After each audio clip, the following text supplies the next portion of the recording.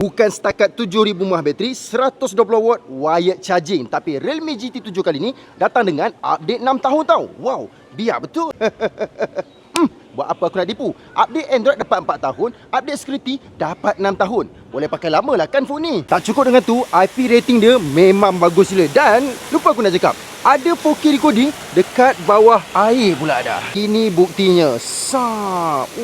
Baik gila lah, bawah air pun dapat 4K lagi tau. Jangan risau, aku akan ceritakan 10 kelebihan dekat phone Realme GT7 ni. Selalu sangat lupa nak pergi kenduri member. Jangan risau, AI Planner akan bantu korang. Nak gunakan double tap saja dekat belakang. Tapi untuk bahagian home tak boleh pakai. Contohnya, aku nak pergi event Retro Havoc. Ini aku jumpa dekat TikTok. Aku double tap dekat belakang, korang tengok apa yang akan jadi. Nampak? Dia dah keluar analyzing dekat atas. Event added, aku tekan saja nampak. Dah masuk dah dekat kalender.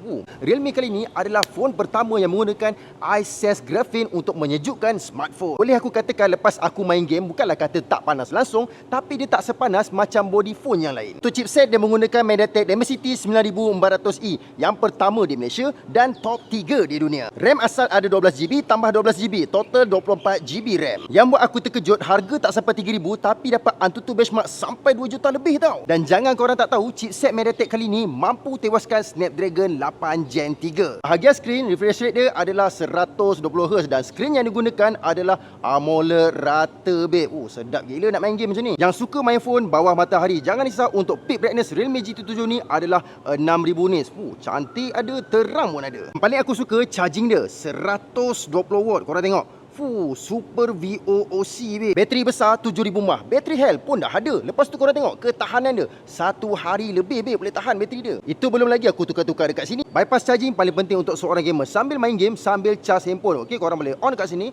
Turn on, korang tengok. Macam-macam setup ada dekat bawah tu. Bateri besar, charging laju. Aku rasa korang dah tak payah dah bawa power bank untuk keluar berjalan sehari. Kamera tak perlu risau. Ultra wide masih lagi ada dan korang boleh zoom sampai 20 kali. Aku sertakan sekali hasil gambar daripada Realme GT7. Apa macam pendapat korang? Sensor Sony ni. Walaupun for gaming, tapi video dia sampai 4K 120fps tau. Gila betul lah. Underwater video 4K recording. Kita celup phone ni kat dalam air. Rasa ni. Hasil celupan aku tadi.